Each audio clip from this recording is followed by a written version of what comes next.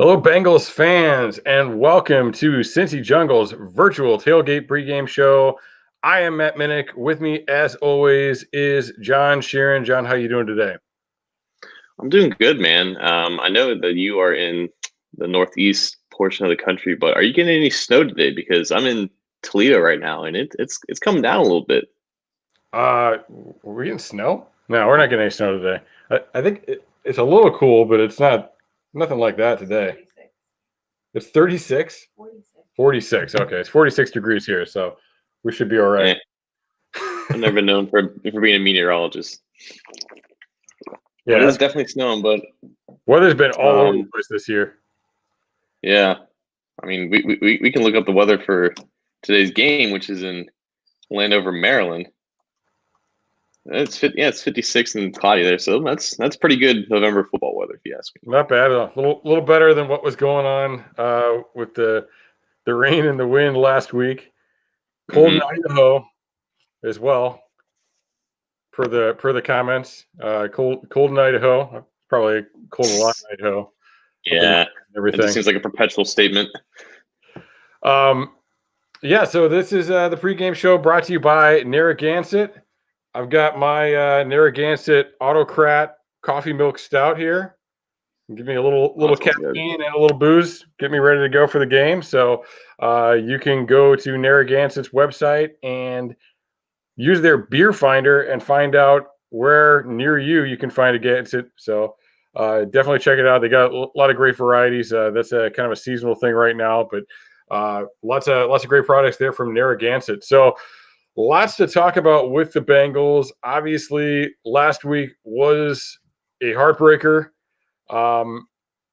And look, Joe Burrow's worst two games have been the Bengals' worst two games, and they've come against really the best two opponents and the most important opponents because they're conference, divisional rivals, and teams that you really need to be able to beat if you're ever going to the playoffs, if you're ever going to make a real run at it. So we're not going to dwell too much on the past because we're less than an hour from kicking off a brand new game. But John, what are your thoughts on last week? Just kind of brief thoughts on last week and what it means for Burrow and this team. Yeah, you called it a heartbreaker. I called it more of a backbreaker. I mean, that's just kind of how it felt just watching it, like from the opening kickoff. The mistakes in special teams and just the ineptitude on offense, and just seeing the defense, slowly just fall apart because, I mean, of course, they had only like 2 or 3 healthy cornerbacks and negative pass rush. So the result was kind of inevitable with everything that happened. It's kind of been the same as it's been with the Steelers. But like you said, the 2 worst games of Joe Burrow's career has come from, tough AFC North opponents. But after the first one, he was able to bounce back pretty well against a winning team in the Colts and played well enough to definitely win in that game. And I think we both agree that he's going to have a similar opportunity against the Washington football team today. Yeah, I mean, it's disappointing because you look at both those games and, like, the defense played pretty well against Baltimore. They gave us some points early. Part of it was a short field in the first quarter. But then they really, buckled down and played well. Against the Steelers, there's another situation where the first points that they gave up were in a short field. I believe it was 12 points they gave up in the first quarter. Really could have easily been 13, but the Steelers went for 2. So when you look at that, there were 6 drives. Well, 6 drives started in the first quarter. As after the T. Higgins fumble, the Steelers got 1 play. So I kind of look at it like, look, the defense, for all their problems, they were fighting in that first quarter, and really 6 drives. I mean, that should put you halfway through the third quarter, and we're talking about the beginning of the second quarter. So if the Bengals could have done anything on offense to keep it moving, and you're looking at 12 points, midway through the third, maybe you have a chance in that thing. I don't know. That's what bothers me is I feel like when one area is down, they don't support each other enough. They don't stand up for each other enough. Obviously, the offensive line was down the week before, and they stepped up for themselves. They did some really good things, but it's complimentary football means something different, but it's kind of along the same lines that you've got to understand those things and you've got to be able to step up. You can't fumble on punts, when your defense is going to have problems. When you're pulling guys out the practice squad to play running or play a cornerback. So definitely frustrating that they're not getting that kind of buying their way to step up. But now we're moving on, and we're looking at the Washington football team here. This is a team that's got some talent, specifically on the defensive line. They've got 5 first-round draft picks on the defensive line, 4 in the last 4 years. And 4 of those 5 can really get after the quarterback too. So that's an interesting matchup. The Bengals are getting healthier on the offensive line. They've got some guys coming back for better or worse. And what do you think of that matchup between the Bengals offensive line and the pass rushers of the Washington football team? It's kind of interesting that you say that, like so much draft capital invested in that position group. It kind of reminds me of like the San Francisco 49ers of the 2010s, where they invested a lot in their defensive line. And they really turned that unit from a weakness into a strength, and into a strength that made that defense what it is. Washington kind of took that same path, right? They drafted Jonathan Allen, they drafted Deron Payne, they drafted Chase Young. All those guys are just cornerstone pieces on that defensive line. And there's also a guy in Tim Settle who came out a couple years ago, who's also kind of emerging as a defensive tackle in his own right. So, and Montez Sweat from 2019 as well too. So, I mean, a ton of talent on the defensive line. I think though, into the first round to take Sweat after they had already taken Haskins. Exactly. They were committed to doing that. And I think they might be as good as they are against rushing the passer. Their biggest strength might just be stopping the run. I think they just have the guys to just do any scheme that you want, just plug any and all gaps. So it's just hard to really run on this team.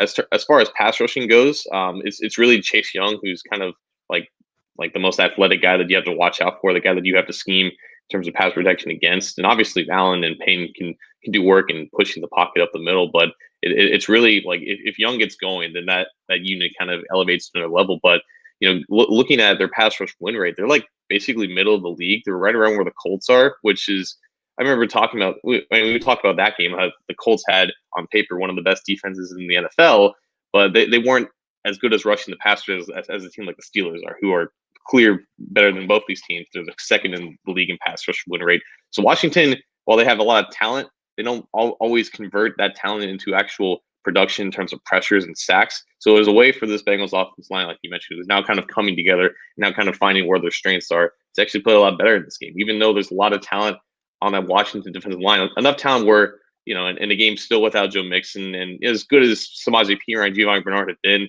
it might just be tough to really run against this team. It might just be about, holding their pass rush to as much as you can, and just see how the passing game can respond, because that's going to be the real difference maker in this.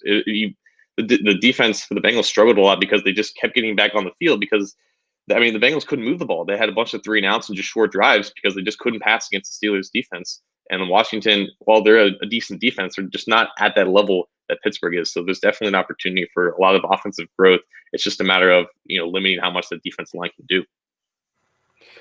Yeah, it was just so tough. They're getting off the field so quickly, and they were forced, really, like that first drive, they were forced to pass 3 times in a row because T. Higgins jumped off sides.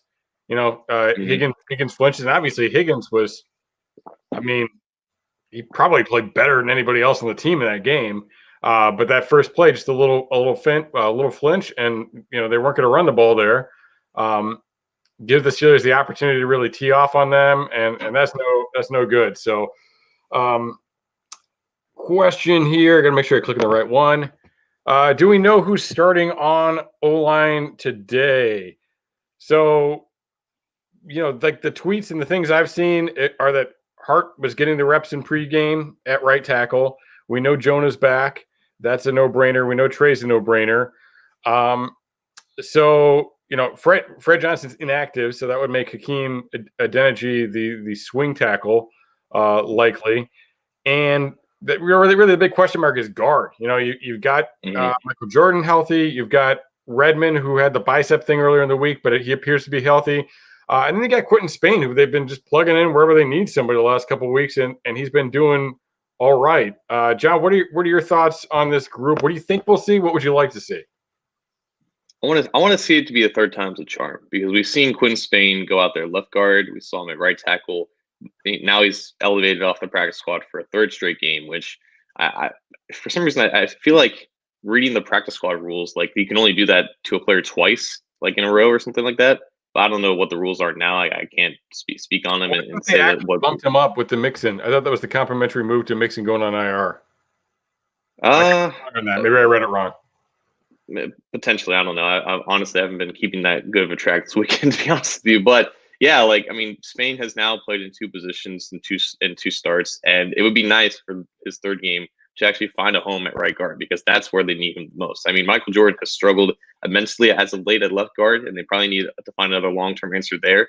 But I mean, you can't keep going out there with Alex Redmond and expect consistent results. As good as Redmond has been as like a spot starter, just give him kind of a boost in the run game, they need some more stability there. And I think that's exactly what Quinn Spain can do. It was impressive to see what he could do at right tackle, a position he hasn't played since West Virginia when he played there in college. And he played as well as you could expect against TJ Watt in that pass rush. But I mean, his spot is inside of guard. And it would be nice for him to kind of lock down that spot for the remainder of the season. And if not, maybe see what Xavier Su'a-Filo can do when he's able to return for practice. They have options there, but Spain belongs inside, and he belongs on one of those two guard spots because he's just too good to keep on the bench. And I think that's kind of what Dave Lapham was alluding to, or according to Lindsey Patterson, who tweeted that out after the inactive list was dropped. You know, it wouldn't shock anybody if Spain was starting over Redmond right now, and it's probably what's best for the team. Yeah, absolutely. That'll be the one to see. And you know, there's been a big push in the last 3 weeks for Hakeem, but I mean, honestly, Bobby Hart has played pretty well this year, so you can understand that he's going to get that back. Maybe not the long-term answer. I think we've seen some things out of Hakeem and really Fred this year to show that they could probably move on from Hart if they wanted to save a little bit of money in the offseason.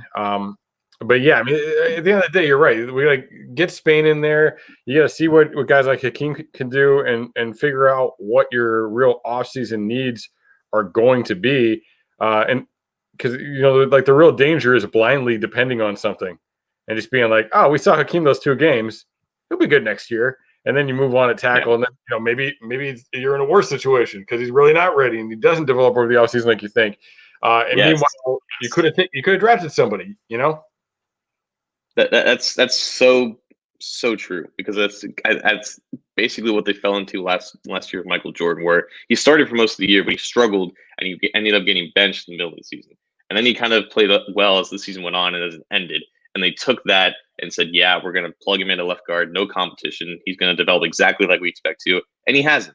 And if Hakeem Adeniji just becomes just a solid backup who you can play from time to time, that's great. For a 6th-round pick with the athletic upside that he has, that's great. Yeah. Like that has immense value. Like, Hakeem Adeniji does not need to be a long-term answer at either tackle spot for him to be a success. And I think that those expectations are a little bit unfair. If that happens, it's great. Then they found a diamond in the rough, and that'd be fantastic. But they can't look at Hakeem Adeniji and say we're good at one of the tackle spots because he played pretty well in a couple games. Yeah, I don't know exactly how many tackles were selected before him, but it's something like usually in the first 2 days of the draft, there's like over 20 offensive tackles selected. Like those guys go fast. Mm-hmm. So finding a guy. I mean, yeah, you're right. If he's a long-term swing tackle, you know, contributor, spot starter, even, that's a huge win. Question on Su'a-Filo. Correct me, all right. I believe he returned to practice, but he's not off IR yet. He's like in that 21-day period. Is that right, John? Yes. He was. So he's that window started on IR, but he's able to do some things now. So that window started, I think, before last week's game against the Steelers. So he has, I think, the entire next week, or maybe it expires this upcoming week, where he has to be officially activated off injured reserve.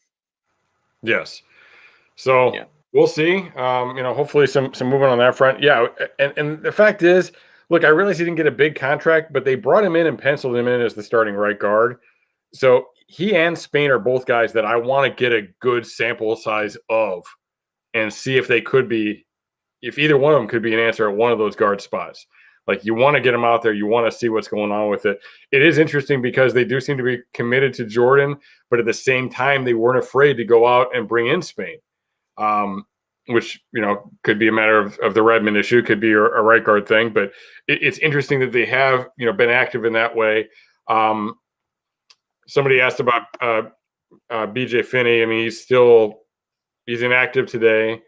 I mean, honestly, I think that I was kind of expecting them to get a 7th round pick for Carlos Dunlap, and I think getting a player was great. You know what I mean? I think I think that was they need to move on for Carlos. They probably weren't getting anything other than 7th, and Seattle was probably going to cut him anyway because that was before all their centers got injured. So it was just kind of a nice little piece to bring in, and maybe he pans out to being anything, but I don't know if there was necessarily a plan for getting him involved right away, like I think there is for Quentin Spain.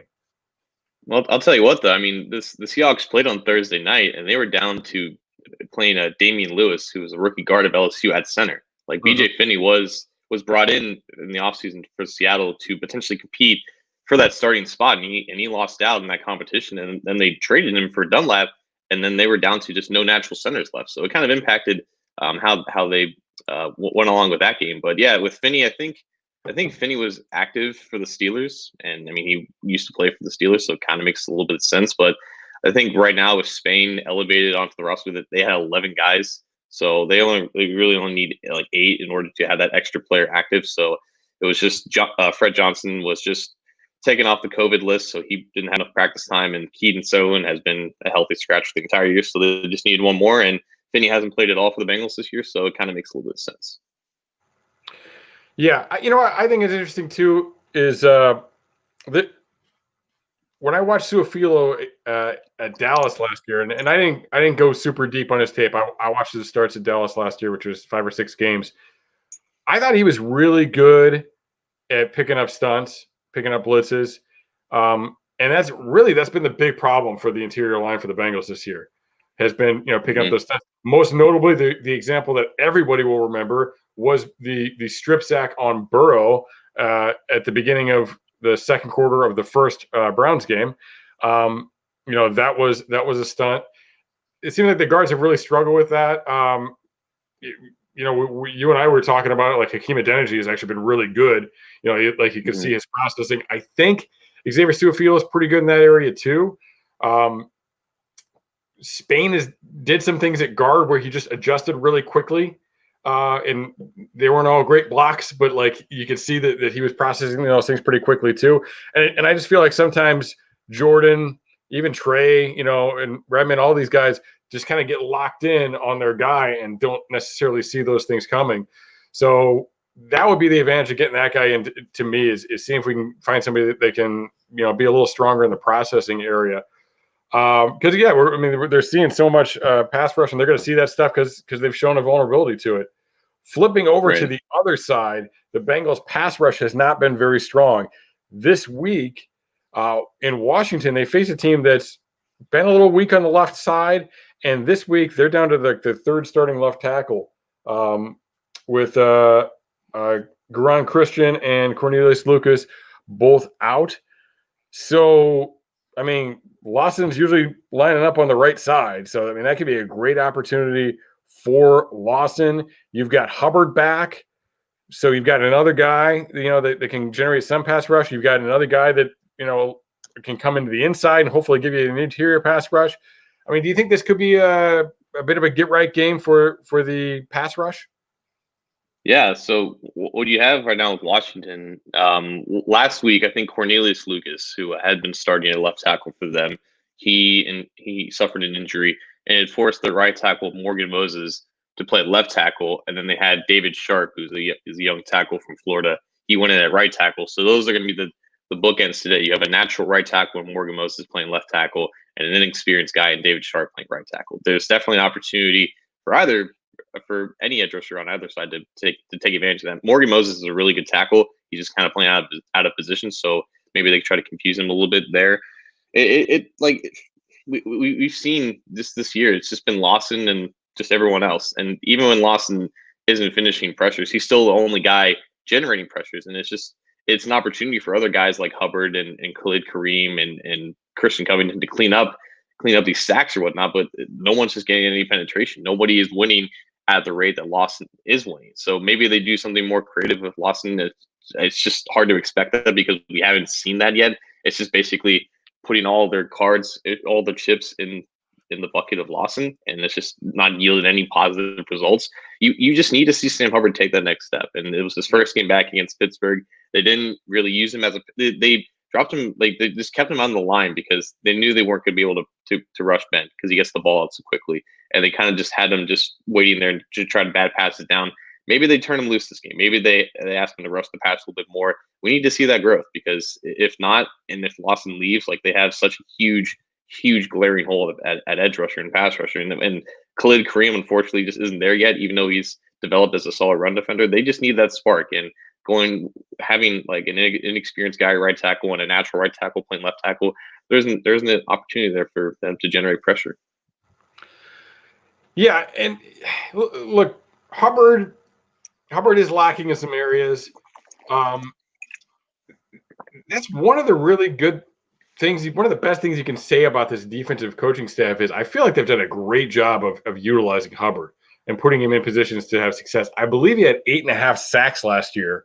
And if you go through and you watch those sacks, the majority of them were when he was an interior pass rusher or they looped him or blitzed him. Like, they're really good at creating opportunities for him to succeed, I feel like. Yeah. So that'll be interesting, too. We talked about the Bengals struggles with twists. You know, if they do put him on the inside and then loop him out and Kareem inside or vice versa, I think that creates some interesting possibilities. Also, you know, just him and Gino in the middle, you know, doing a tax stunt there and flipping around. You know, I'd like to see them get back to that. Now that they've got him in there, scheme up some of that pass rush and create some opportunities for him because he's a guy that I think they understand how to make the most out of him with what he can bring to the table. Right. And if I could, we have some breaking news from Twitter. We have Quinton Spain is confirmed to start at right guard, and right tackle will be a game time decision. But I think we can assume that it's going to be Bobby Hart. Okay. So we got Spain in there, which means we have Michael Jordan, but it means Redmond is out. So very interesting. So we're gonna get a shot. We're gonna get a look at one of those guys anyway. And yeah, probably will be Hart, but that's a massive humanity with Spain and Hart. There's some big dudes there. Hopefully they can get a little bit of movement in the run game. We were talking about the defensive line in Washington. Their linebackers aren't very good. And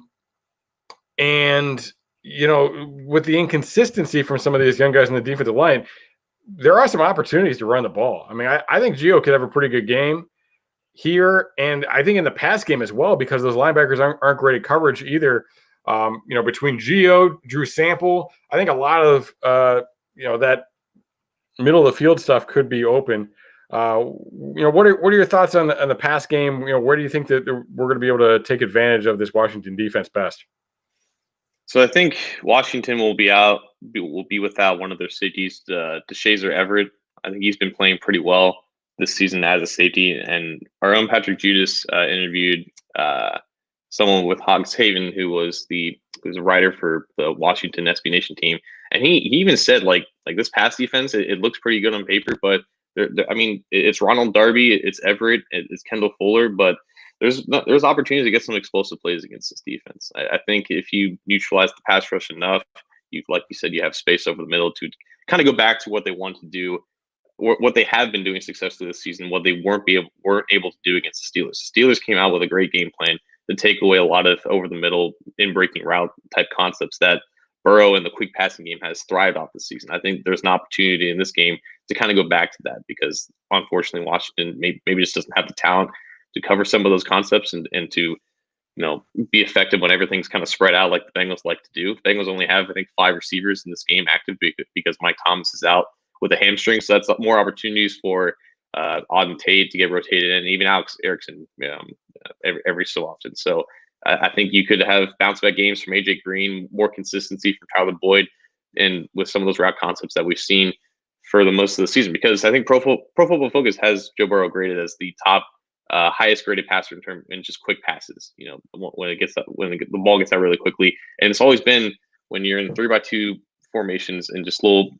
You have double slant concepts or just turning to the other side of the field and guys are running open over the middle. That's where they've had success, and that's kind of what's built the passing game to where it was before that Steelers game, and everything kind of just got derailed in that game. So it was an opportunity to go back to that and for some receivers to have bounce back games. T's playing. T was out for like one practice, but he was back on Friday, I believe. Just saw this question, wanted to address it. So he should be good to go.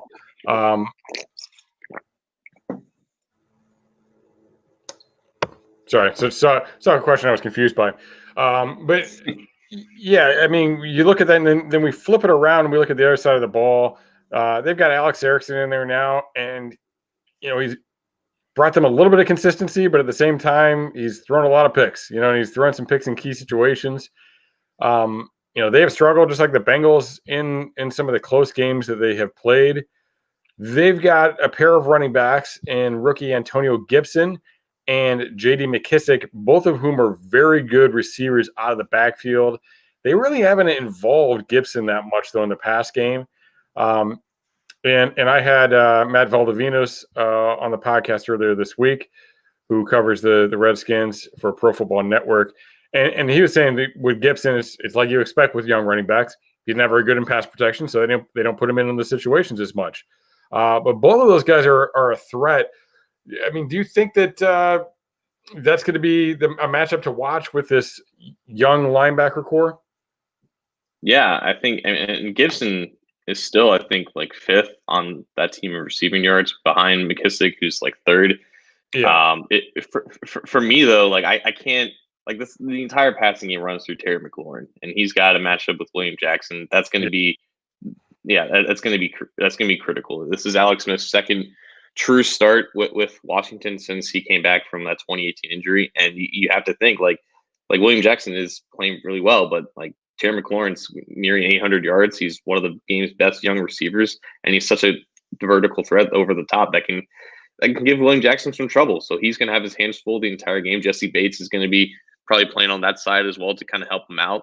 And if they can get McLaurin kind of open downfield, it can kind of open things up for McKissick and Gibson out of the backfield. And Gibson, when we evaluated him in the draft, he was more of a receiver than a running back, and he was kind of just converted into a running back. So like that talent is still there. He's still very young, and he's still kind of getting his feet wet in the offense, but it's an opportunity for them to kind of take advantage of the Bengals defense. They have to wrap up early. They have to collapse down, and they have to make sure that they minimize as much damage as possible, because guys like McLaurin can just open the top off on this defense. And as well as Jackson has been playing this year, he has had some trouble in terms of facing double moves and just ways that guys can kind of stack over top of him. So McLaurin is a guy that can definitely give him trouble when if Smith connects with him and kind of open up the rest of the offense. Yeah, and you mentioned how both those running backs are high in their receiver list. Lamar here mentions Antonio Gandy Golden, injured reserve for him. So like they had some guys they were looking at. Now they're playing undrafted free agents from this year in that position. I mean, it's really McLaurin and it's a bunch of dudes. I mean, it's would have been a very interesting matchup against the Bengals secondary last week, because it was basically William Jackson and some dudes. But yeah, so I mean, they really don't have that much going on in that position group. So I agree with you 100%. If they can stay on top of Terry McLaurin, prevent big plays from happening there, that's going to be huge. And they just gotta stay on top of that stuff and figure out how to avoid giving up these cheap scores that we seem to see they get given up towards the end of halves in particular. So well, our guest is all ready to go, it looks like.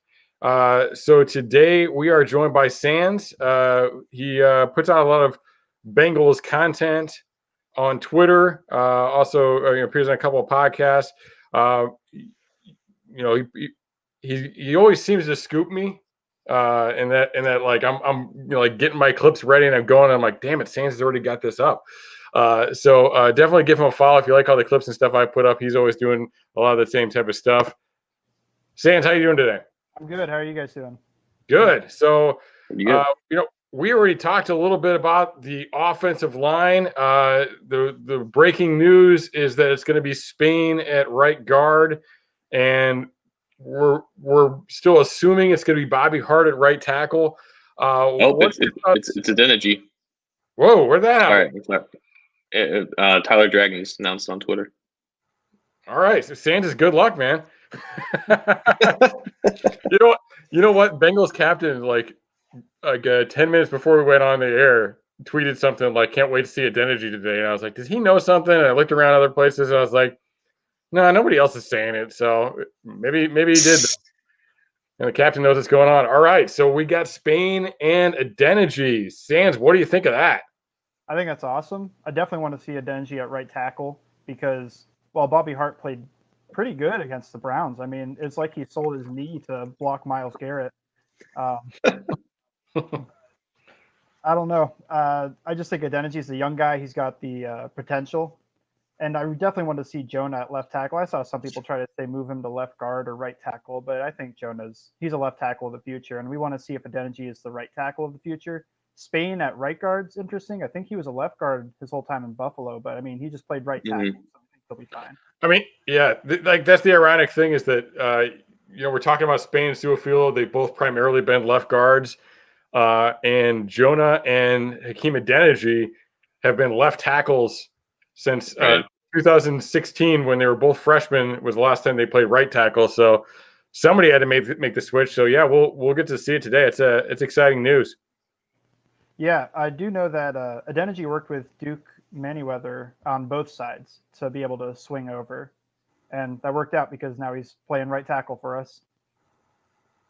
Yeah, that's awesome. And he's a guy too. Like he's a 4-year starter, and he's a lot like Jonah. Like they're both really good athletically. They both are like an inch short in the arms department. Then they were both had people projecting them to guard for that reason. But they're also both supposed to be really smart. I mean, I that's one of the hardest things to get on film. You can kind of take clues of it and see their processing. But you hear that both are just like really really intelligent guys too. So will definitely be interesting to see him out there. And once again, you're getting a really talented pass rush from Washington. Yeah, Sands, what are your thoughts on that matchup against all these former first rounders on the Washington defensive line? So I watched all of Chase Young against Andrew Thomas, and it seemed like he seemed a little bit like a rookie. He's really good, definitely athletic, but it seems like he really just likes to chop, rip, and swipe and just try to get outside. And that's the thing I'd be worried about with Jonah is somebody that can get back inside, like you saw with Joey Bosa, because it seems like he gets out there, and then if somebody's a real good technician to be able to spin inside or something, he might have a little bit of trouble. But I didn't see Chase Young do that too much. Brandon Thorne put out an defensive line analyst. He watched every sack of Montez Sweat. He rated them all as low quality, and I think he's better than that. But I do think that his 5 sacks are a little misleading because he gets opened up a bit on stunts, kind of like Hubbard did with his 8.5, whatever he had last year. And then I'm just glad Matt Ioannidis is out because he's a really talented pass rusher on the interior. There are 2 guys they still have that start, Deron Payne and Jonathan Allen. They seem more like run stuffers. I'm so glad that you mentioned that about Young because, I mean, that was essentially his Ohio State tape. He was just so strong and quick off the edge that he was able to just win around the edge and just bend with that size around tackles. And that's how he accumulated a lot of that production. So it's not surprising to hear that that's how he's been winning. That's how he's been trying to win in the NFL. And it's going to be interesting because, I mean, like in 2018 when you had Jonah Williams at left tackle for Alabama, and like Chase Young was still dominating at Ohio State. It was the best edge rusher and it was the best edge rusher, and Williams is the best left tackle in college football. And both have been promising, at least in the start of their careers, but both are running into some rookie mistakes and trying to develop into the players that they are. So it's interesting to see how both those players are going to match up and who's going to take advantage of what. I'm really interested, though, in your thoughts on the defensive line, because this is Geno Atkins' return, at least to some degree, into that defensive line.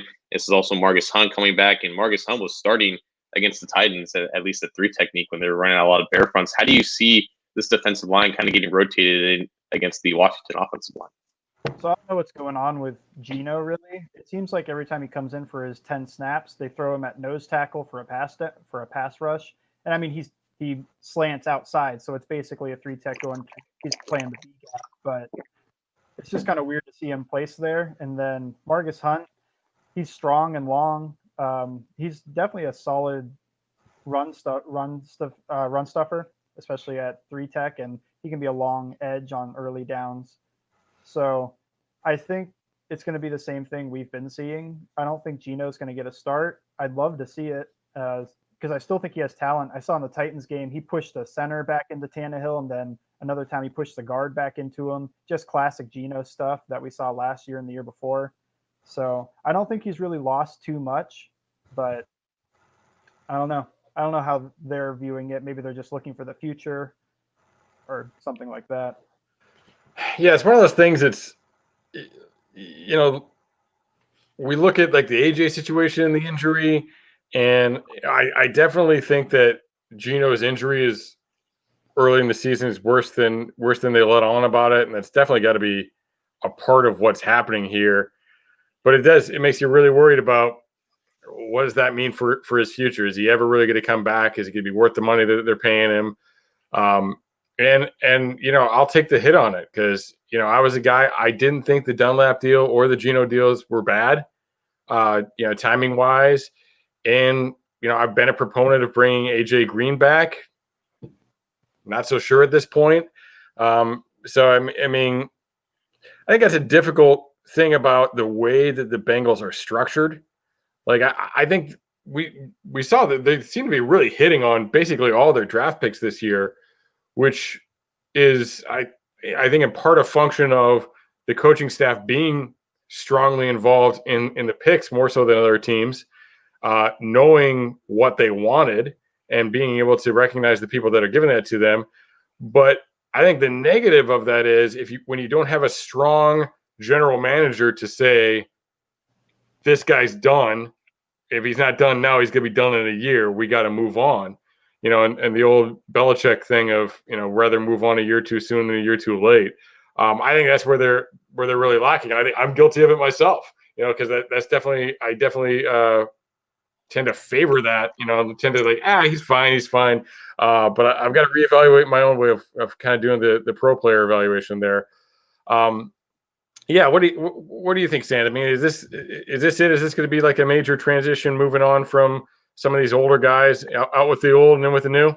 That's what it seems like to me. And with the way they handled Dunlap and reducing his snaps, and then it looks like Geno's it could be an injury too. I have some doubts about that when it's been however many weeks since he first played. I guess he could have plateaued or something, but if he was good enough to play like 4 weeks ago, I think he's good enough for 20, 30 snaps by now. I mean, I'm not a doctor, so I don't know, but that's just what we see around the league, whereas a guy comes back and if it's early, he plays a few snaps, but he gets more going as the year goes on. AJ is still playing full time, though, and that could just be how the coaching staff feels about him or maybe some of the receivers behind him. I do think AJ's still talented. I know he's not as good, but you see him get behind the defense sometimes, and he's just not connecting with Burrow for some reason. There was a double move against the Titans. He was open, and the ball ended up inside and short. And my one big regret of the season from Burrow was that first week where I think he ran a sluggo down the middle of the field, and there was nobody within 10 yards of him, and Burrow overthrew it. And he's hitting Higgins and everybody else deep, so it's really just AJ. I don't know what's going on there. Maybe it's just the lack of offseason together. Yeah, it's tough. I mean, early on, it seemed like the guys that didn't get injured at all during camp were the guys that Burrow had a rapport with, was able to connect with. But T was out a little bit, you know, and T has developed. And I mean, is there any doubt that T Higgins is wide receiver 1 right now? I mean, he's the guy, and he's the guy that doesn't go away, even when the rest of the team is struggling. So I don't know. I mean, he's AJ. He's got to figure it out by now, right? Yeah, I mean, you see it, and he's at some point these are going to connect. If those two passes connected, I mean, we've got a few bad games, but then we have what I think 4 games over 60 yards if all those passes connected. Instead, we've just got 2. But I think it looks worse than it actually is. And I do think that if we used him like we did against Indianapolis, where he was always ISO'd up on the left side and he was running that slant a lot, and we were having a fast running back outside, a fast to the 3, fast to the 4 to move the linebackers. That's something we could definitely do today too, with the lack of talent Washington has over there to give help. So maybe if we get him ISO'd up on Darby or somebody, he can win in short areas. Good question here from Lamar. Could AJ be a contributor with a smaller contract for some time with Joey B? I don't know. Somebody want to go on this first? I don't need to hog the podcast. I think Paul Daniel Jr. or one of Paul or Jay Morrison on The Athletic answered this pretty well. Like, you would think that AJ's value has tanked tremendously this season, and his, I guess, market in the next free agency period is not going to be as good as he wants. But it's like, AJ's been the guy in Cincinnati for a decade now. Like, he has a reputation for just being the alpha, being the X, being the number one guy in the offense, and it's just not the case anymore. Like, it's a little unfair for us to expect for him to come back on a lesser role with a lesser contract and just kind of assume or just have that be what he is for the rest of his career. He might just want to move on and try to be someone else's number one or have a bigger role with somebody else. Because if that's your entire career and that's who you are, that's your identity, it is kind of hard to kind of transition that in the same place that you were just once just dominant. Like, we've seen Larry Fitzgerald kind of do it in Arizona, and that's the guy that AJ has always looked up to. But to assume it's going to happen rather than just dismiss the alternative, I think is a little bit foolish for us. So it's possible that he comes back. It's just a matter of, will his pride allow it? Because it's completely fair for him to look for another offense that needs the player that he thinks he still is. Yeah, we always talk about the Patriots, like as being a team that, like, you trade him to them and he competes. I mean, I don't know if the Patriots are necessarily that destination right now, but yeah, would he rather be the number 2 guy for Drew Brees? If Drew Brees is coming back and compete for a Super Bowl. I think Tom is good in Tampa Bay with the guys that he's got down there. But yeah. I mean, I don't know. It'd be interesting to see. So, Sands, we've had you on for a little bit here. I know, I'm sure you've got to get ready for your game day and everything too. But before we let you go, what is your score prediction for today? I definitely think we would win if we were at home. I'm still going to predict us to win because I'm a fan. I'll just say 24-23 Bengals. I think it's close. I do think Washington has talent. I think anybody that thinks we're going to blow them out is underrating them a little bit. Kendall Fuller is a good cornerback. It's mostly their defense is good. And Terry McLaurin is an elite route runner already. And we've seen William Jackson bite on a few double moves, so I wouldn't be that surprised if it happens again today. But I will say we win 24-23.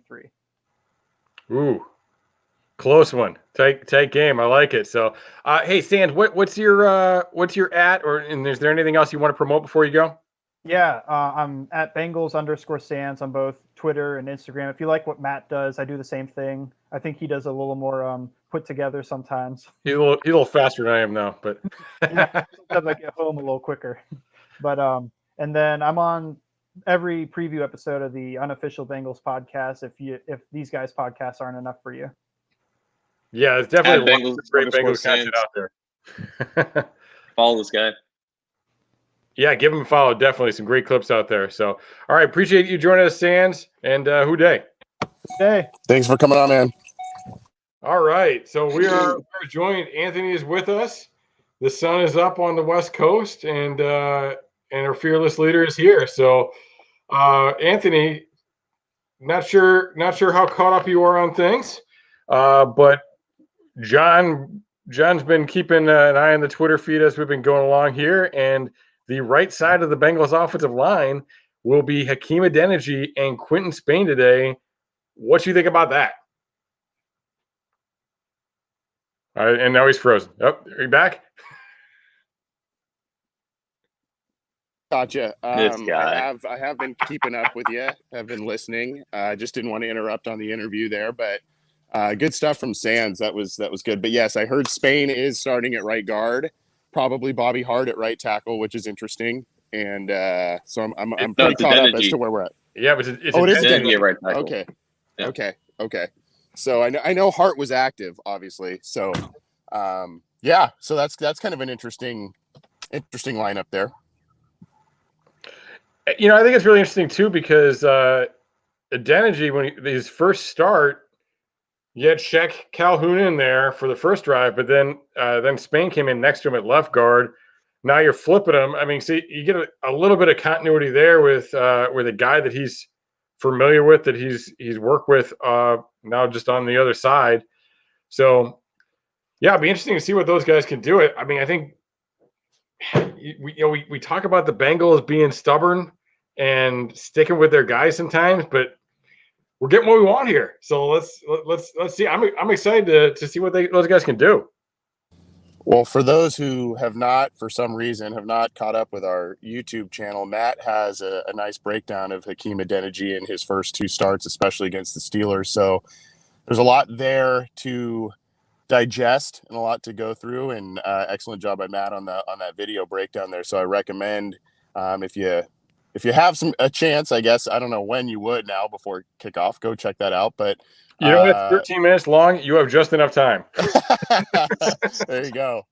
But yeah, and I also thought it was an interesting conversation you guys were having with Sands about AJ Green, and I like the point that John brought up about AJ Green, where he's at in his career, in the Larry Fitzgerald parallel there. I think there's that may be what we're starting to see. I mean, Larry was kind of the guy in Arizona for a really long time, and now they've kind of had to shift things as he's aged. He's still been effective, but he's not the guy there anymore. And maybe that's what we're seeing a little bit with AJ. It's just a matter of if he's going to continue to be with the Bengals after this year or not. But I think you're starting to see a little bit of a shift.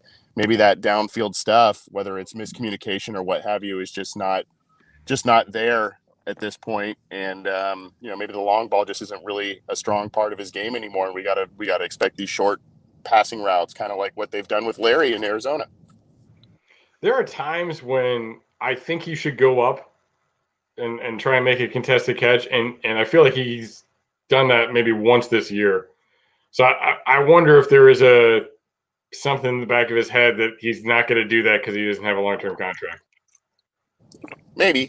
And I think a lot of people are also thinking that, maybe the injury worry, I guess that plays into that, what you're talking about with the contract. Maybe the injury worry or getting injured again significantly, maybe that's in the back of his mind a little bit. But I think there's a lot of factors at play, including, potentially age and a little bit of decline because of the age. So I think we kind of got to face facts, but I just wanted to bring that back up because I thought it was an interesting point you guys were talking about with Sands there. People calling AJ Green lazy is laugh out loud hysterical. That's funny. Yeah. Unreal. I don't buy into that one. Andy. I guess I didn't even realize this. Just block that creep that injured Andy. Was that against Washington that Dalton got hurt? Yeah. Oh yeah, that's right. I didn't even realize that. Wait. So, and he's a former Steeler, right? Go figure. Wait, I think I remember that being the case. I gotta remember the guy's name. I can't remember. It's John Bostic. John Bostic, the linebacker. Yeah, he was a former Steeler. Yeah. So there you go. I mean, we want to avoid an Andy revenge game later in the year. Let's take care of one for him right now. Man, he's had a rough go too. He got COVID bad apparently. Like they were talking. I saw a tweet he still can't taste things right now. I think his wife and one of his kids got it too. So, yeah. No, it was just like Whitworth. Like his whole family got COVID. Yeah. Oof. Yeah. I think it was great an opportunity for him to get starting job for unfortunate circumstances. But I mean, I don't think he expected that entire offensive line to just collapse like it did and just have everyone be out. So we're thinking of you, Andy. We're thinking of you. Yeah, no kidding. Yeah, he definitely wanted the best for that guy when he left. It was definitely time to move on, but he's been, he was a good dude. He was a good quality starter for a long time. He's just not Joey B. All right, so we are about 10 minutes from kickoff, so we should start to wrap this thing up a little bit. Let's get into score predictions, and if you want to throw in anything, any fun little side things as well. Who wants to go first? Anthony. Johnny can go first. Oh, me? All right, fine. No, I'll go, I guess. All right. No, go for it. Okay. I think Washington entered this game as like 1.5 point favorites. So still 1 point favorites. Over unders 46. I think the Bengals. Me and Anthony talked about this on our podcast. I think they're going to rebound offensively. I think they're going to have a lot more success, a lot more consistency. They're going to put up somewhere in the range of like 25, 30 points against this defense. They might still have struggles against that defensive line, but I think just the passing game is going to look a lot better. Joe Burrow's going to have a bounce back game. T. Higgins, Tyler Boyd going to have good games. It's just something about, we've seen it earlier this season against a decent defense and the Colts on the road coming off a terrible game. I think you're going to see something similar to that. The only thing is, I don't think Alex Smith can put together the performance that Phillip Rivers did with the Colts against the Bengals defense about a month ago. I think the Bengals win something along the lines of like 27-20. All right. It's good call. Short game, but not super tight. What you got, Anthony? Yeah, that's a good call. I think the Bengals, the Washington football team pass defense is a little bit more stout than a lot of people think it is. You guys touched on that a little bit. I know they're missing one of their safeties, it seems like today, so that's going to be an issue for them. But I do expect the Bengals to come out victorious on this one. Maybe not a huge win margin for the Bengals, but pretty close one, maybe a one possession game, and they come out victorious. Zach Taylor gets his first road win of his career. I'll go 27-20. All right. I'm gonna give a shout out to Joe Goodberry here. He put out a tweet this morning. What unlikely thing is most likely to happen in this game? AJ Green catches a touchdown pass. Gio Bernard, 30-plus yard run. William Jackson, interception. Geno Atkins, sack. I'm going with all four. I'm going to say four of those things that happen in this game. It's going to be crazy. We're going to get we'll get a Geno sack. We'll get a Jackson pick. And, I think Bernard might break a couple of long runs, to be honest with you. And we'll throw in the AJ touchdown pass for good record. I think they're going to handle this one, and I wouldn't say it's going to be a blowout. I don't think it's going to be a one-score game. I'm going to go with 32-18, which I can't even do the math to make that make sense, but that's what we're going with. Those are the numbers that came out. Sound good. That's what we're going with. 32-18, Bengals victory, and it is that time. You got about 5 minutes till kickoff. Grab a Gansett, pull up a chair, get comfy, and let's get that win, get back on the right track here against the Washington football team. Anthony will be back after the game, live once again on all the same platforms. Wherever you're watching us now, you can watch Anthony after the game with the live show wrapping up how it went down, what happened, and how right I was about all four of those predictions I just made via Joe Goodberry. So make sure you are checking out Anthony after the game. Any other final words from anybody? I'm good. You got it covered. Yeah, let's just do this. Let's just do this. All right, baby. Let's get that win. You know what? Matthew Abbott's got a good last word. 400 yards for Burrow today. Boom. I like it. End of broadcast.